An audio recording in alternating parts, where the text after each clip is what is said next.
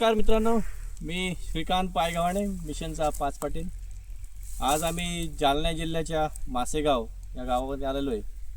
2 वर्षापासून मिशन, वारी फाउंडेशन आणि ब्युरो व्हेरिटास मुंबई यांच्या सौजन्याने मासेगावमध्ये तळ्याचं काम चालू आहे.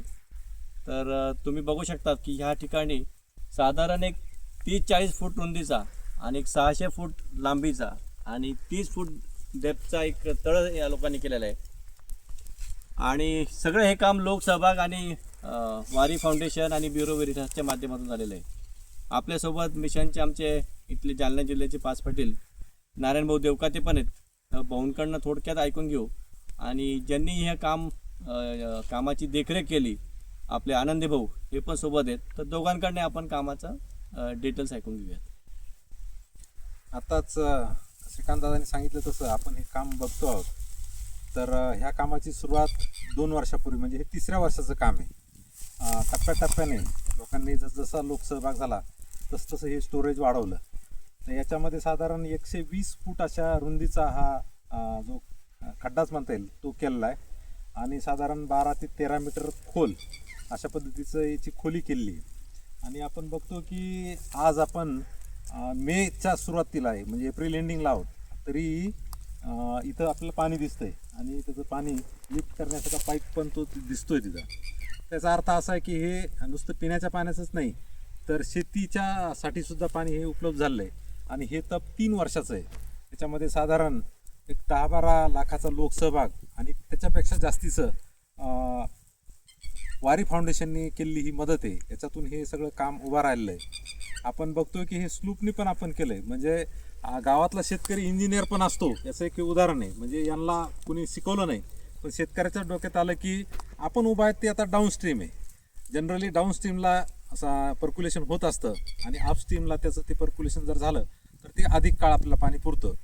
हे सगळं त्यांनी म्हणजे ते इंजिनियर जरी नसले तरी त्यांनी ते अनुभवातून शिकलं आणि हा स्लूप केला आहे. आणि याच्यावरती ते कॉन्क्रीटचं बेड टाकणार आहे. साधारण 3 ते 4 इंचाचं बेड याच्यावर जर टाकलं तर ह्या बाजूने पावसाळ्यात इथं आपण जर पावसाळ्यात आलो तर ह्या जमीन लेवलला इथं पाणी असतं.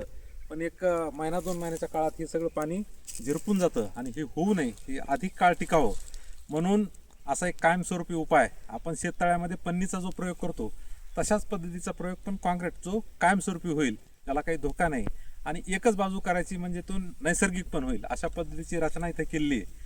आणि अजूनही वर्षानुवर्ष जसं लोकसहभाग होईल तसं हे स्टोरेज मोठं होईल.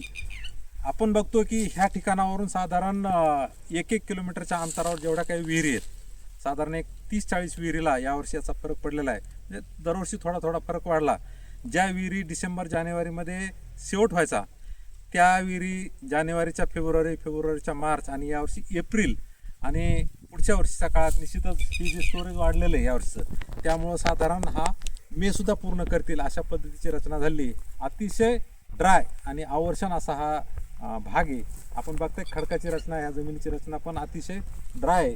अशा भागातसुद्धा ह्या जलसंधारणाच्या प्रयोगाचा हा सगळा चमत्कार आहे. आणि हा लाईव्ह इथं आपण बघण्यासाठी थांबलो आहे. आणि हे सगळं करण्यासाठी दत्ताभाऊ आनंदे हे प्रमुख आहेत, त्यांनी लीड घेतली, हे सगळं केलं. ट्रॅक्टरचं मॅनेजमेंट असेल, हे उचलण्याचं असेल किंवा इथलं पोकलँडचं मॅनेजमेंट असेल, लोकसहभाग असेल, आजूबाजूचे शेतकरी तयार करण्याचं काम असेल, हे सगळं दत्ताभाऊंनी केलेलं आहे. तर त्यांचं खूप खूप अभिनंदन. धन्यवाद. दत्ताभाऊ, मला एक सांगा, इथं पाण्याची पातळी आता कशी आहे? म्हणजे आपण तुम्ही आता पातळी त्या विहिरीबद्दल सांगितलं, जर तिच्याबद्दल सांगा. हे जे पाणी दिसतंय 2 वर्षाच्या अगोदर त्या विहिरीला पाणी थेंब नव्हता, पाणीच लागलं नव्हतं. आता या वर्षी त्या विहिरीनं पूर्ण हिवाळभरनं गहू काढला.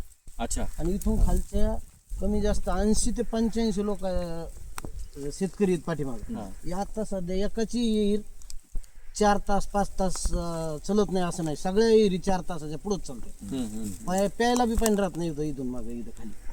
आता पूर्ण विहिरीला इथे एक पाणी दिसतंय बघा तिथं. याच्यामध्ये जवळपास आता सध्या 10 फूट पाणी आहे त्या विहिरीमध्ये. किती? 10 फूट पाणी खोली आहे सध्या त्या विहिरी. त्याच्यामध्ये पाणी 10 फूट आहे सध्या. पूर्ण कम्प्लीट ते 15 फूट आहे. ते 5 फूट उघड आहे, 10 फूट पाणी आहे त्याच्यामध्ये. आणि त्याच्यामध्ये मोटर टाकून सध्यावर सीताफळ लागवड झालेली आहे. सीताफळीला पाणी चालू आहे. अच्छा. पूर्वी काय पिकं घ्यायची तुम्ही इथे काम करायच्या आधी? पूर्वी काय कापूस फक्त, बाकी काय कपाशी होती. कपाशी, बाजरी, हा. तेच पिकं घ्यायचं. आता पपई, हा सीताफळ, ऊस आहे खाली पुन्हा बर. 10 एकरच्या पुढे ऊस आहे. हा. आता याच्या बाजूला पपई लागवड आहे. बर पुढून पपई आता सध्या 5 एकरची लागवड झाली पपईची. हा आणि याच्या अगोदर हे पिकं घेता येत नव्हते. ऊस तर ऊस घेताच येत नव्हतं. लय भाव झालं तर शेततळ्यावर ऊस हा. 2 एकर 4 एकर. हा. आता या 2 वर्षापासून जवळपास आता यावर्षी 20 एकर ऊस येईल.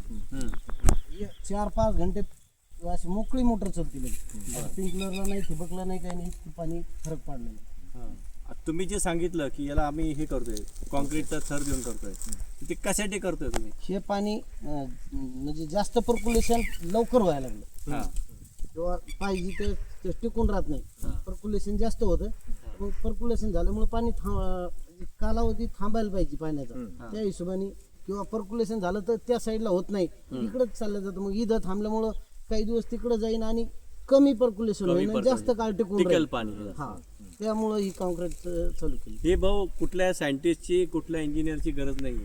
हे इंडिजिनस जे आपण म्हणतो की स्थानिक लोकांनी स्वतः इन्व्हेंट केलेली ही पद्धत आहे की पर्क्युलेशन थांबवण्यासाठी कॉन्क्रीटचा एक थर मारणं, ज्याच्यामुळे डाऊन स्ट्रीमला पर्क्युलेशन होणार नाही, अपस्ट्रीमला पर्क्युलेशन होईल आणि हे जे पाणी आहे हे स्टोरेज जास्तीत जास्त दिवस राहू शकते. असं आहे. त्याच्यामुळे ही सुलभची तयारी त्यासाठी चालू. किती शेतकऱ्यांना जवळपास झाला असेल फायदा? इथून आता इथून खाली 80 ते 85 शेतकरी हा ह्या म्हणजे या साईडला, खाली. पण इकडे साईडचे तर पुन्हा एक्स्ट्रा शेतकरी त्यांचा पण फायदा झाला. म्हणजे आपण असं म्हणू शकतो का की 125 ते 150 हा, शेतकऱ्यांना 150 फायदा शेतकऱ्याला. झाला? आता इकडे पूर्ण बागायती खाली आली, इकडे जमीन हा. नाही तर इकडे बागायतीच नव्हती या साईडला. या अच्छा, साईडला आता सगळं बागायती झालं. पूर्ण बागायती. ऊस आहे तिकडे, पण पपई लागवड आहे. हम्म. गव्हाला पाणी कमी पडत होते, गव्हाला बी पाणी कमी नाही पडले त्यांच्या आता. म्हणजे तुम्ही कोरडवाहू पासून तुम्ही आता याच्याकडे गेले बागायती बागायतीकडे म्हणजे गेले. इकडंच कोरडं होतं, हम्म. वरती तर विषयच नव्हता काही. पूर्ण आता इथं पपई लागवड झाली, हो. इथं हळद होती हा. त्या साईडला. हम्म. इथं याच्यावरच मोटर टाकून हळदीला पाणी पूर्ण म्हणजे सगळं बागायती झाल्यासारखं झालं. इथून खालचं होतं पूर्ण बागायती. हा, हा.